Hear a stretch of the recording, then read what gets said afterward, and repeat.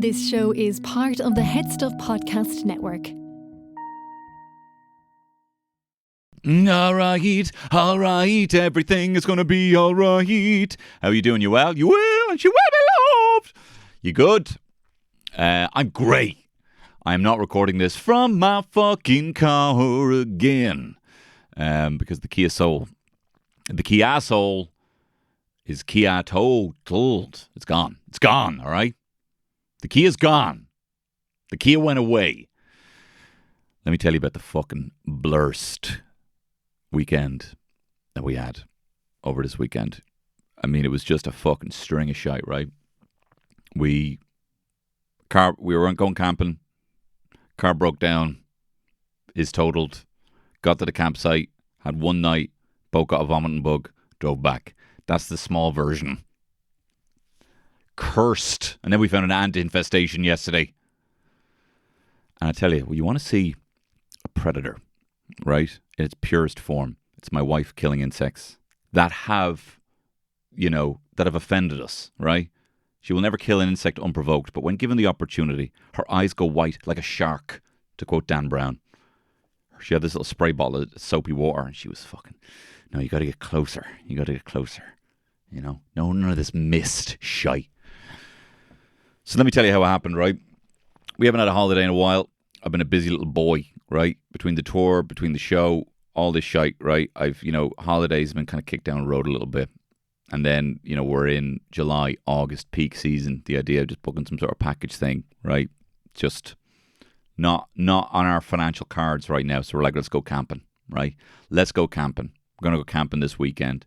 And I love camping, right? I like enclosed spaces. I'm actually somewhat of a claustrophile, right? A lot of people are claustrophobic. I'm actually a claustrophile in that I'm attracted to small spaces. I've always liked enclosed spaces. I don't know what it is, right? I've always liked forts, right? My ma got a box for the fridge one time. I was living out with that thing for a week, right? I was taking my food in a little slot that I'd carved out with a bread knife, right? I was watching TV out of the slot. I would only get out of the slot get out of the box to go to bed. I was living out of this thing. I've always loved hanging out in little boxes. I've always loved crawling into the crawl space, crawling into an attic, hiding somewhere, right? Don't ask me why. Don't want to get into that. No trauma as a kid, right? But certainly, for whatever reason, maybe it'll be unearthed sometime down the line when I get back into therapy, right? But I remember even one time I was having a gaff party back when my ma first met her fella, right? My stepdad. She'd be like away. We were old enough, we were teenagers, so she might be out for a couple of days, and we'd be fucking having ragers. It was great. Not rager, Roger. Wasn't like ragers or whatever. But I remember one time I had loads of people over, friends, girls. Girl I fancied became my first girlfriend, right? Not my first girlfriend, my biggest long-term girlfriend, right? Actually, my third girlfriend. I say it like I'm bragging, right? And I remember we were all hanging out, and I crawled into like the under the stairs, and I had this, I don't know what it was. I always had this fantasy that I'd be in a party and I'd like go somewhere private, because even though I am a bit of I'm kind of an extroverted introvert. I don't like a lot of people around me. Like I actually feel like I kind of need to be like kind of tucked off into kind of a safe space, and I might kind of do the rounds a little bit when I'm up for it. But in terms of like, if it's a lot of people I don't know, or I don't know, but I don't know. I'm weird. I kind of actually prefer kind of being in a small space, chatting to people for a while, and then maybe moving on to a different, smaller space and chatting to people for a while. Anyway, so I had this fantasy that I would be in like the little crawl space under the stairs, and that she'd come in and be like, "Hey," and I'd be like, "Hey, do you say I only hear what I want to? I knew I'd find you in here. You say," had this fantasy. But when I think about it, like, it's not a good look to be found in a crawl space like Saddam Hussein. It doesn't really exude very confident alpha vibes. I'd say it'd be the exact opposite. I'd say if there's a rung lower than, beta or simp or cook, it'd be down in that little space, in the small little crawl space, whatever that is, whatever Greek. There is actually no Greek alphabet for how, unattractive and shy this Oh, I thought of a bit, right? But I don't think it's any good. I'll tell you about this now, right? Here's my impression of Super Shylock, right? From Merchant of Venice.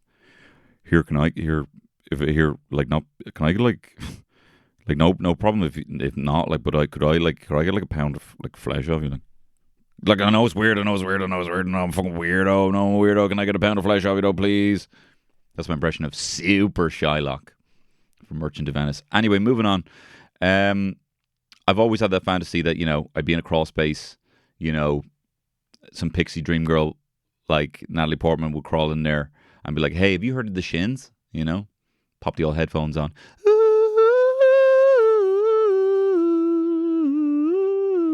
What actually happened, though, I was just in there hearing everyone have a really good time. Being like, where's Tony? Who cares? You know? Stop that image. Haven't you people ever heard of? Just hearing that outside, being like, having a great time. Listen to Panic at the Disco. I chimed in. I didn't get the lyric right there, so I just wanted to fix that. Anyway, like small spaces. Okay, I've always liked camping. I've always liked making forts. The idea of being in a tent is always nice. It's cool. You're in like a little enclosed space. You might even double up if you're a claustrophile like me. Get in the sleeping bag, zip it all the way up. Hey, who cares? You know, double fucking enclosed space. I like it. You know, like I don't know. I've always been kind of fascinated with it. Don't know what it is.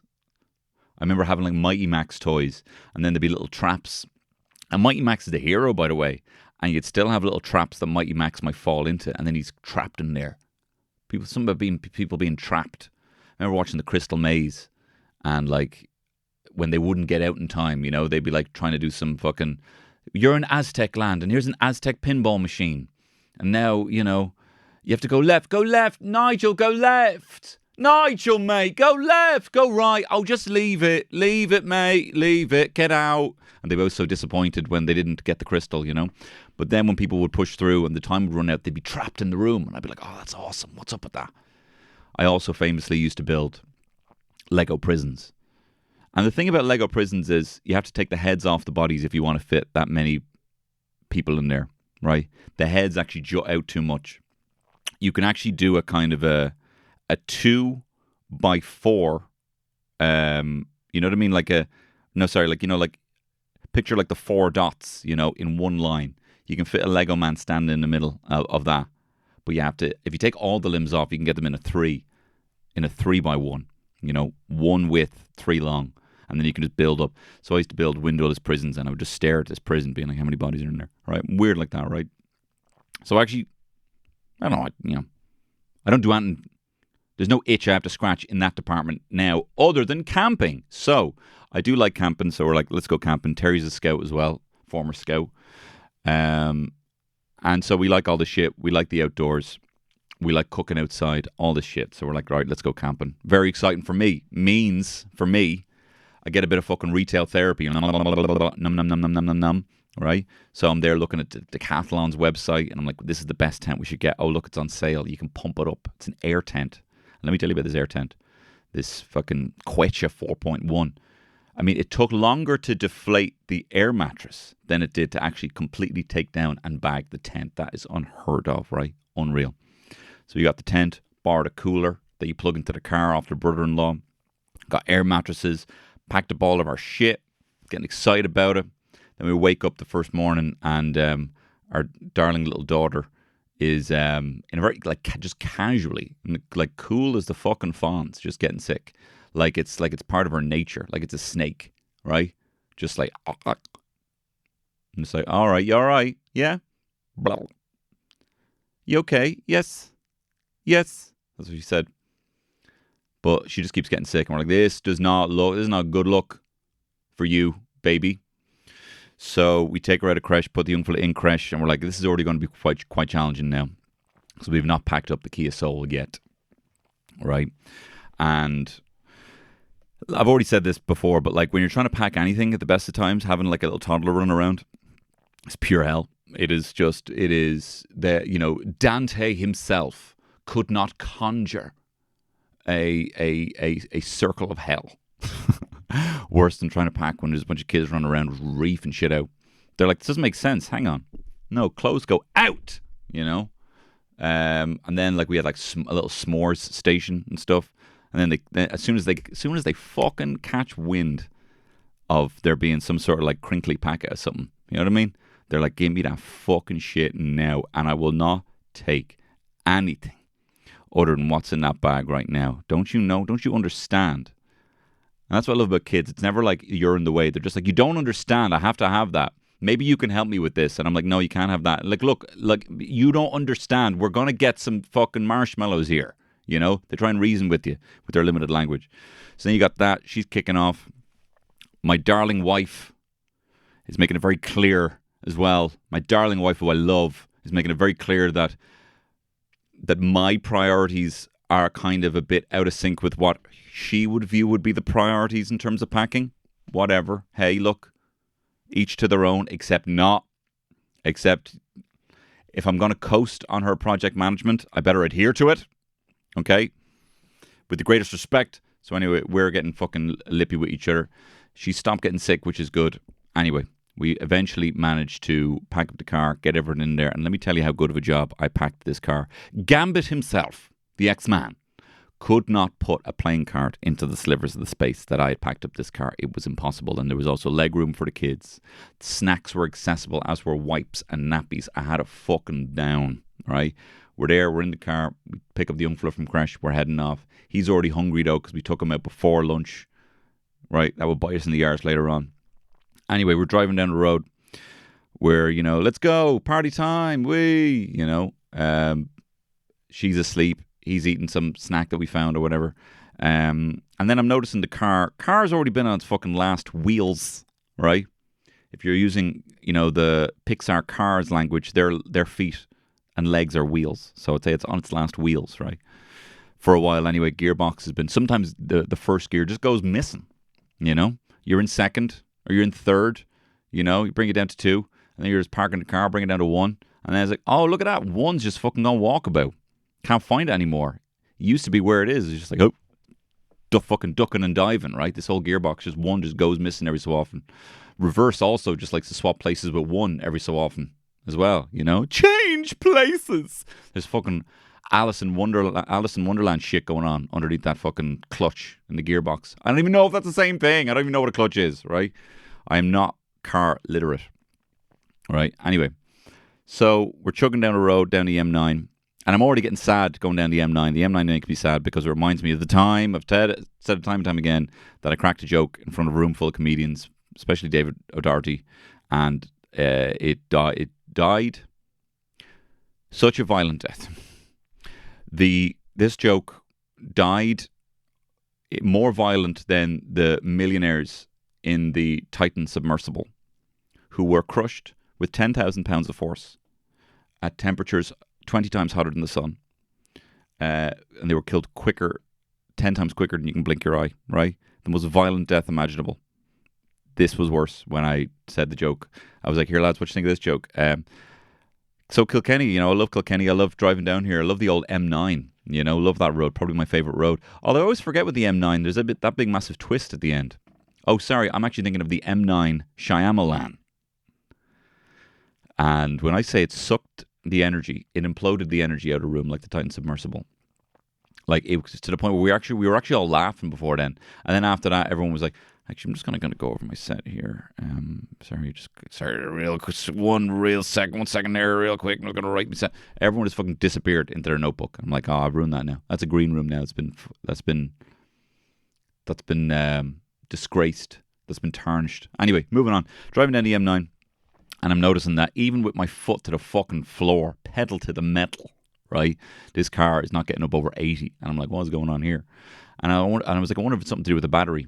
Because we had this little, car fridge there, and also, and that's like fucking trying to cool everything down in the fridge. We had nothing even in there, fucking cheese, lukewarm cheese, whatever, And then as well, we had the fucking aircon on blast. I'm sorry I'm swearing so much, right? But anyway, we're chugging along, and then all of a sudden we're going up a hill, and all of a sudden this car is like, hey, I'm out. Okay? We're getting shot at over Dusseldorf, man, okay? The engines are gone, and I'm out of here. You have fucking Jeremy Butler and that other hot guy, Harris Dickinson or whatever his name is. Is that him? The other hot boy in that? Barry Keoghan are like, we're out. We got the parachute. We're out of here. And anyway, so then all of a sudden it slows down to a crawl at the corner of what would have been an exit. We passed by that. We're still on the M9 and we're pulling over onto the side. Barely any space anywhere, right? And it's on a corner as well. So you got cars fucking it's blasting by. You know when the car goes by so fast that it rocks the car while you're parked, you know? So we get out. Terry's like, get the kids out. I can smell burning. And I'm like, be grand. And I don't know what's wrong with me, right? I don't know what's wrong with me. My whole be grand bullshit, I think is going to kill me eventually, right? But I'm not going to let it happen in my family. So I'm like, I understand if I hear a better piece of advice that isn't be grand and I don't know what I'm talking about because I know nothing about cars, then fine, let's go with that. So we get out, I roll a little picnic blanket on this tiny piece of grass in between two motorways. And we're there. And I get onto the old breakdown cover and I'm like, hi, wonder if you can help me. And this woman's like, I can't hear you. And I'm like, yeah, no shit, I say with my breath. I'm between two motorways here. Yeah, we're kind of freaking out here. Basically, the car's broken down. I mean, as urgent as you can get. We don't know what to do and we don't know what happens now. What does a breakdown cover entail? And she's like, yeah, well, we can get someone to have a look at the car. What's wrong with it? And I'm like, so it stopped and we got out because we could smell burning. And she's like, have you tried starting it again? And then I was like, yeah, I'll do that. And then Terry's like, no, you're not. And I'm like, oh, no, my wife's just kind of said it might be on fire. So like, maybe don't do that. And she goes, oh, okay, yeah, don't do that. And I was like, there was me. Can you get back in the car? It's going to be a bit hot, but okay. That's what I would have done. I'm a moron, right? So Terry's like, no. So then Terry takes the phone. She's like, yeah, hi. No, we're not getting back in the car. Can you send someone out, please? And is there anything you can do? We're, two small kids here. We're at the side of two motorways. And they were like, yeah, we'll get a taxi for you. We'll get a taxi to pick you up. And just send your location, right? So they sent some text and they got my exact coordinates or whatever. So I was like, so look, what happens with this car? And she goes, well, we'll send someone out and if they can fix it, they'll get you back on the road. And if they can't, they'll tow it somewhere. Where would you like it towed? And I'm like, back to Dublin, please. And they were like, no, we can't do that. That's outside. You're in Carlow now. So that's outside the jurisdiction. Okay. All right. Well, my dad lives in Kilkenny. So could you drop it down to Kilkenny? That's about 25 minutes down the road. And she's like, no, can't do it. Can't do it outside of Carlow. So where in Carlow would you like to drop it? And I'm like, I love this assumptiveness. What am I, fucking Carmen Sandiego? You think I fucking know everywhere? Right? I don't know. I'd be pulling the Supermax in Carlow.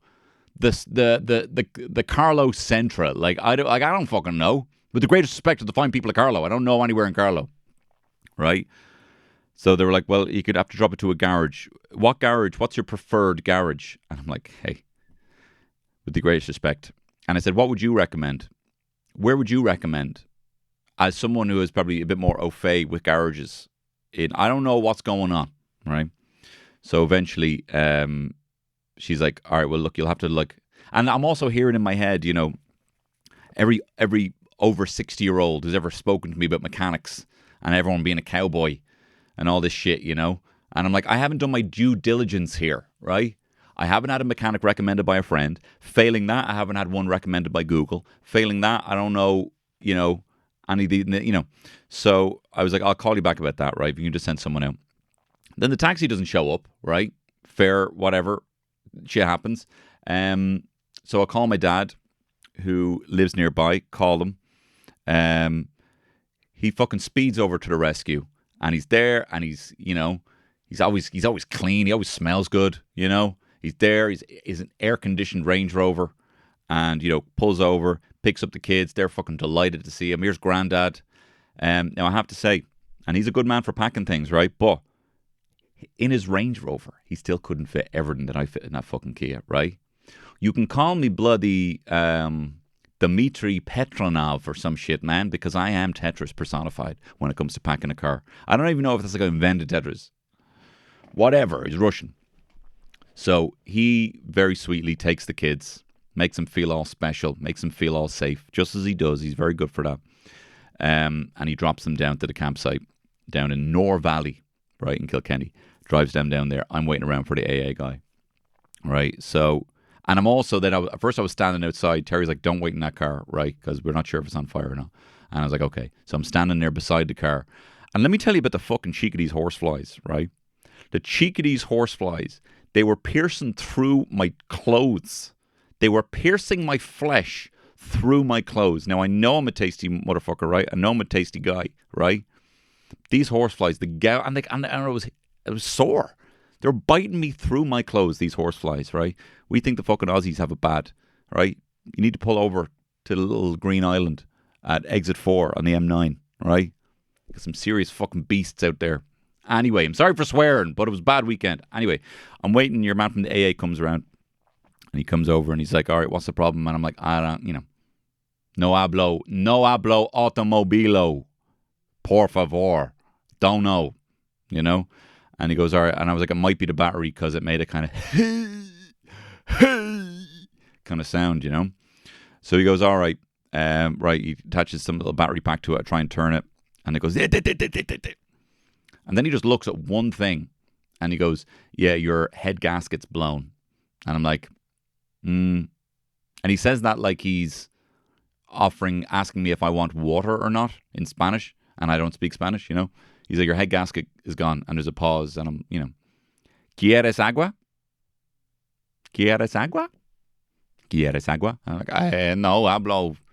No, agua. No hablo agua. I don't know. And he goes, and then he breaks it down to me in very simple Spanish, He's like, that's big job. And I'm like, oh, okay. He wasn't Spanish, by the way. I don't know where he's from. But he breaks it down. Head gasket is big job. And I'm like, oh no. Because I know that. I know enough, automobilo españolo to know that big job is no bueno, right? So I'm like, oh no pequeño trabajo. And he goes, no, grande, big job. Anyway, this analogy's gone. He wasn't speaking Spanish. He goes, it's a big job. And then while he's there, right? This is a mechanic, because I don't know what it is that I'm like, this older generation, I trust no one.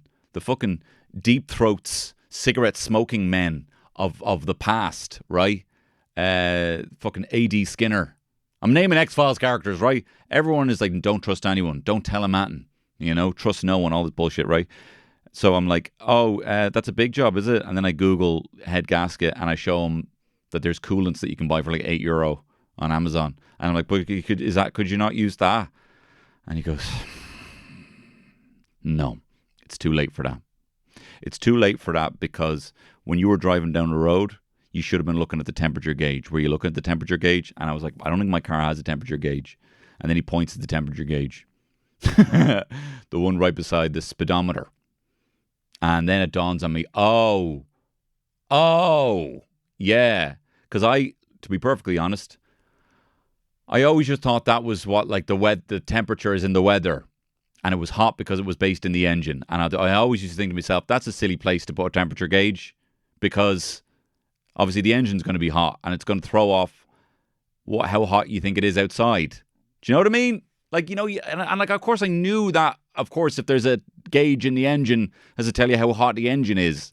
But I only ever thought about it in terms of what that would mean for me, in terms of how hot it is outside. So obviously it was there. I didn't pay attention to it. And at some point, he's like, you were probably leaking coolant. And then at some point, it overheated, and now that gasket's blown. And I'm like, okay. So always check your temperature gauge. Or not. I don't fucking know. There was no light. No new light jumped up on the dash, I wanted to say to him.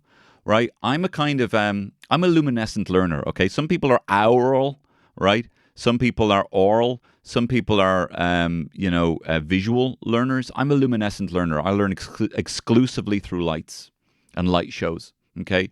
So if there's not a new light, I'm not going to pay attention to it.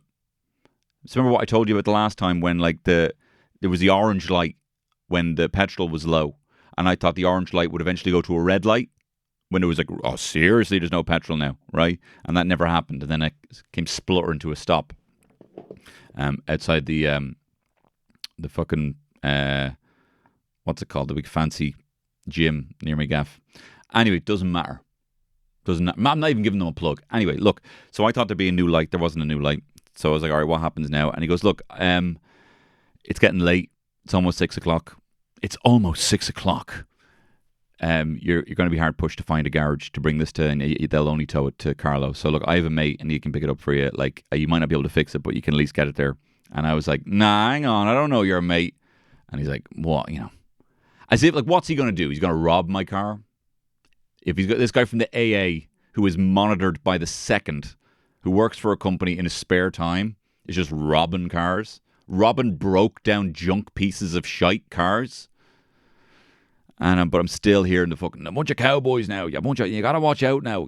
Would you believe? It's not even that I get it wrong. It's not even that like I'm taken advantage of. It's that when I say something to like me stepdad or to someone else, one of his mates in the pub, they be like, "You just gave him your car. You just fucking gave him your car. You just gave him your key, and he said he had a mate in a garage. Fucking hell, you fucking deserve to be, some shit like that." But that shit doesn't really happen anymore because we've got GPSs on everything. Anyway. So I was like, no, I don't know your mate. And then that gave him the hump and he drove off and he left me there, right? Which is fine, whatever. He didn't, there was no tow ability in his van. So anyway, the tow thing was going to happen later on. Also, yeah, the fucking taxi never shown up. And then before that happened, right, the kids were getting into my dad's car, right? And this taxi man fucking pulls up half an hour later and he's like, I've been calling your phone. I've been calling your... And I was literally held at my phone being like, there's no calls on this phone. And he was like, well, I was calling something. And I'm like, good for you. And he's like, fuck's sake. And I'm like, what? What happened? What's this, bro? You know what I mean? You're half an hour late and he didn't call anyone. And you can see we've been stranded here, getting eaten out by horseflies, right? We're getting into another fucking van. There's kids here and you're like, fuck's sake. Like, have you no fucking cop, man? What have you got? No, you got nothing but glasses in the pantry, man. No bloody cop. No, that's not good. You got no fucking cop on. Anyway, this lad giving me all the fucking gob. So anyway, then I'm sitting there in the car and I'm like, I don't know what to do. So I call the garage and I'm like, can you just explain what happens now? No hablo automobilo. Can you just explain what happens now? And they're like, we just need somewhere to drop your fucking car. And I was like, all right. So I find some place in Carlo, find a guy, give him a bell. And I'm like, look, can you fix this car? And he goes, what's wrong with it? And like, the head gasket. And he's like, no. And I'm like, all right, well, can I just drop it there and you can have a look at it? And then next week you can tell me the head gasket's gone and then we can just get a fucking towed back from Carlo. And he goes, fine. So that's what's going to happen. Then I'm sitting there and I'm like, what do I do now? This other taxi man is giving me the fucking grief. And then who pulls up behind me? My fucking stepmom and my brother, right? Just pull up. And my stepmom's got this girly car, this like new girly car, right? And she loves it. We get into the back and like it was a full family affair. Absolutely saved the day, an act of God for me family, right? And I get in there. She just happened to be driving down to Kilkenny and pulled over, saw me there. I'd put it in the WhatsApp group that we were stranded anyway, but she pulled over. And my brother, who's fucking big and tall and strong, who actually Sonny cited as a tall person.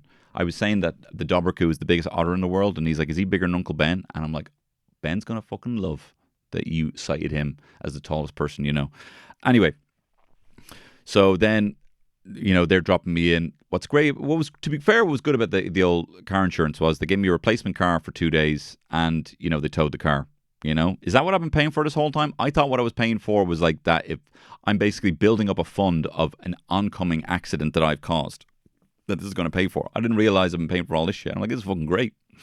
I'm all for this. Sorry, Jesus. I'm all for this car insurance game. Right? So they dropped me in and it was gas. His stepmom was telling me all about this. There's this like kind of a fucking female empowering AI that like this kind of feminist AI that lives in her dash and it talks to her and gives her compliments and everything. And she chats to it like all the time, like it's her best friend. And my dad doesn't like it because it won't respond. He's like, change the song. And, the voice is like, you are not the registered owner of this vehicle. And that winds him up something fierce, right? And then he tries to like manually change it and his fingerprint wasn't recognized. And I was like, your fingerprint is not recognized, And I was gassed. She was telling me that and I was cracking me up. Anyway, they dropped me in. I get this replacement car, pull up at the campsite. Pals Lunny and Jane and their kids are there running around. And they've set up the tent. Terry's there cooking. It's picture perfect. Looks gorgeous. And I'm like, all right, now the fucking holiday can begin. And we had a lovely time. Had a lovely dinner. It was getting a bit late. I think it's because I kind of kicked the evening down the road a lot. It was quite late by the time I arrived, like 6:30, so by the time the kids were going to bed, it was like 10. And then we were drinking for like about an hour, and then the shushy man comes around and is like, look, it's a real zero noise policy after 11. Shh. And I'm like, I get it, because I also wouldn't want a bunch of, headers fucking blaring tunes. There was also a guy just walking around with an owl, right? Just walking around with an owl. And one of the kids was like, do you work for the park? And he goes, no. Because there's a petting zoo in Nor Valley. And he just walking around with an owl. And the kid goes, is that like one of the owls that lives, like a young kid, like one of the owls that like lives here in the park? And he goes, no, this is mine and all mine. And I'm like, hey, look, the kids are enjoying it. Like, you're scaring me, but like, this is nice. The kids are getting, a buzz off the owl. And so then, anyway, so we have a bit of an early night. Didn't really get to crack in. Next morning, we get up, piss and rain. It was to be expected. That's fine. We go out to the petting zoo. Let me tell you, never seen joy like it. My daughter, who loves animals, who loves like bunnies and all that, she goes into the petting zoo. She just walks into the one of the little hutches or whatever where all the chickens are. She starts dancing with joy. She's like, oh, chicken. Like with joy. I only have that joy when the chicken is dead and deep fried in a bucket, right? For her to see that empathy for her, for a live chicken, right? It touched me, I got emotional looking at that level of joy. And also just how much bullshit just fucking strips away your joy throughout the year if you forget to refocus on joy. Anyway, so she's delighted with that. She's, stroking the bunnies and all this stuff and, having a great time. Sonny's loving it. Their kids are having a great time running around. And it's lovely family affair. Then at some point, Terry's like, I don't feel so good. And I'm like, oh, okay. Why don't you go back to the tent and lie down? So we continue walking around, looking at some of the other animals and all this stuff. Go back to the tent. And she's like, so, great news. Have a vomiting bug. And probably the most painful vomiting bug I've ever had. And it's coming every 15 minutes. And I've just awful pain, cramps. And then as soon as she said that, I'm like, oh, no. I feel something rumbling. Let's get ready, let's get ready, let's get ready to rumble. Watch us wreck the mic, watch us wreck the mic, watch us wreck the mic. Shite. Remember PJ Duncan, Anton Deck? We're ready to rumble. Anyway, it doesn't matter. So now I'm like, oh, fuck. Right. Because the tent that we have, as great as it is, right? It's one bedroom and a kind of foyer, right? So it's like, and the foyer is kind of, not, you can't fully zip it closed and, there might be bugs out there or whatever. So I'm like, if we're all in one room on top of each other, both of us getting sick, this is not going to bode well. And I do not like the look, with the greatest respect to my darling wife, who looks beautiful all the time. She doesn't look great right now, right? Not your strongest. So I'm like, I'm going to look like that in a while. So what time do we have? So I'm like, all right.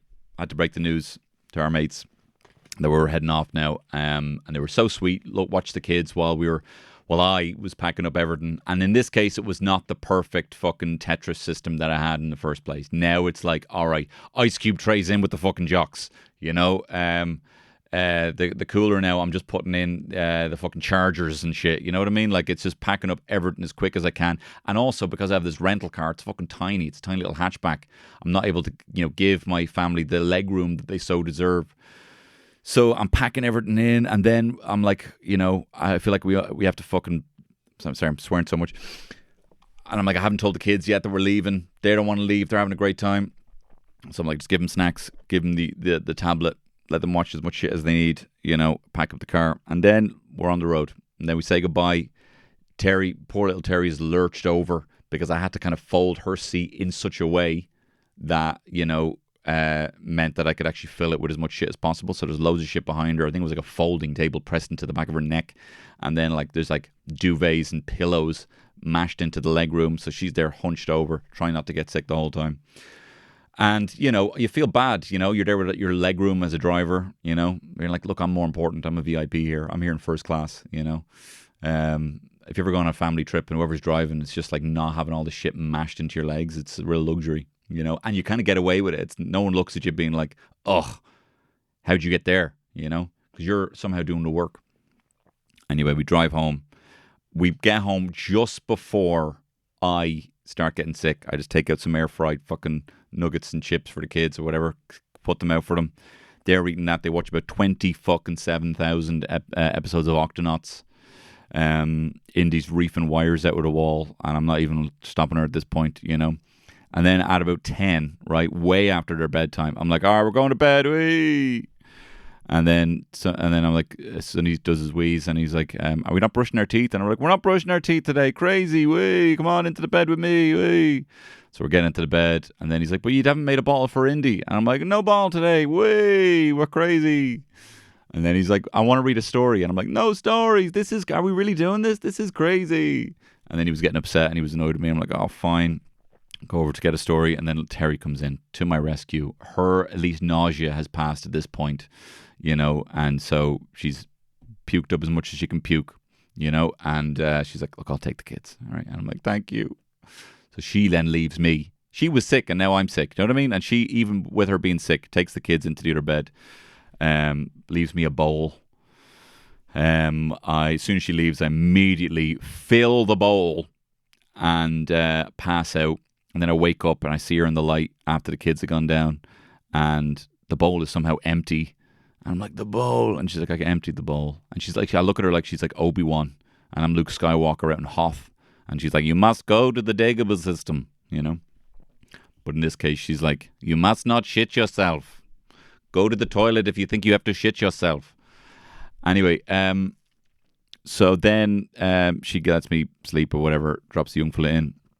He's beside me, and yeah, that was a Saturday night. I wake up the next morning, and Indy fucking trips, takes a bite out of a stool, so much so that she spat out wood, and we're like, can we see your tooth? Is it wobbling, chicken? We still feel fucking sick.